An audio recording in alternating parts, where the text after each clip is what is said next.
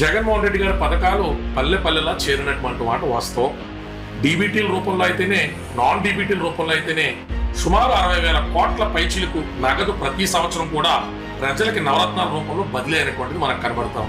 Corona లాంటిది 2 సంవత్సరాలు వచ్చి భయంకరమైన ఇంపాక్ట్ కొట్టిన తర్వాత అసలు పెన్షనర్స్ కి, శాలరీదారులకు కూడా ఇన్ టైం జీతాలు ఇవ్వగలుగుతామా?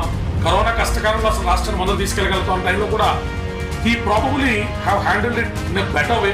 అందుకే మన అన్ని నియోజకవర్గాల్లో కూడా ఎవరైనా వేరే పార్టీలు ప్రచారం చేస్తూ ఉంటే కరోనా టైంలో అందరూ ఎక్కడ ఉన్నారని ప్రజలు అడిగేటువంటి పరిస్థితి మనకు కనబడతాం. డీబీటీల ద్వారా, నాన్ డీబీటీల ద్వారా, ఇట్కో గృహాల నిర్మాణం ద్వారా, రకరకాల అంశాల ద్వారా, పేదలకి ఆయన సెక్యూర్ చేసి ఇచ్చినటువంటి భూమి పట్టాల ద్వారా రూరల్ సెగ్మెంట్ లో ఉన్నటువంటి మహిళలు కానీ, అర్బన్ సెగ్మెంట్ లో ఉన్నటువంటి middle class, lower middle class and below poverty line ఉన్నటువంటి వాళ్ళు కానీ వీరు తిరిగి జగన్మోహన్ రెడ్డి గారికి పట్టం కట్టేటువంటి అవకాశం నాకు కనబడతాం.